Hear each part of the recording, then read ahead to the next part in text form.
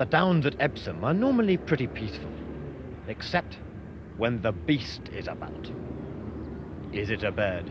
Is it a plane? No, it's Super Rolls. All Rolls-Royces have an air of individuality about them, but this one is unique. Good morning, John. Good morning. Looks very impressive. It certainly moves, doesn't it? I'm glad you like it.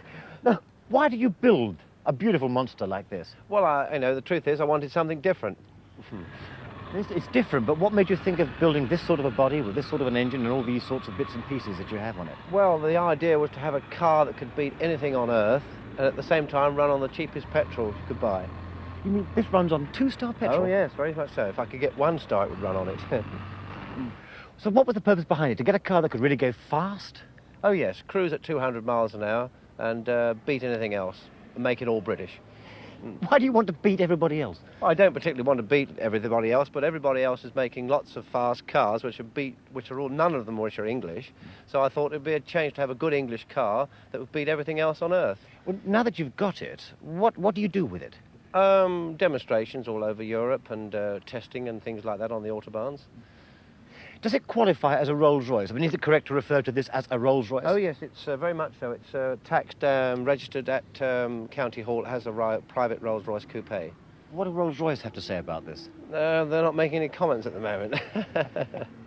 John, the engine is something that you've designed and or rebuilt yourself, isn't it? Yes. Do you think we could have a look at that? Certainly, both half as well.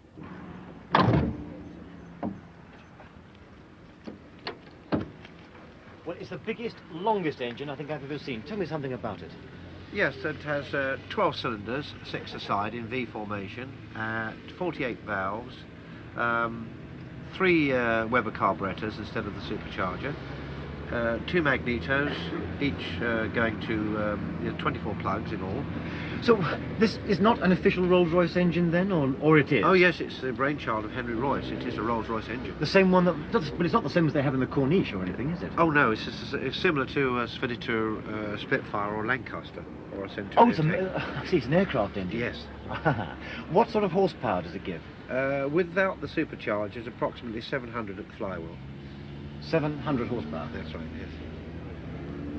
How fast would it drive this car? Well, we're cruising at the moment at 200 miles an hour. And what's its top speed? Well, it's hard to say, but we're keeping it at a cruising speed and calling that maximum speed at the moment. What petrol consumption will it do? Approximately 13 to 14 miles to the gallon on 2-star petrol. Yeah, this staggers me, this 2-star petrol. How big is the tank for this? 37 gallons. Right. Well, John, do you think I could come and have a spin with you? A gentle little spin with you? Yes, certainly, yes, I'd love to. I'll come round the other side, huh?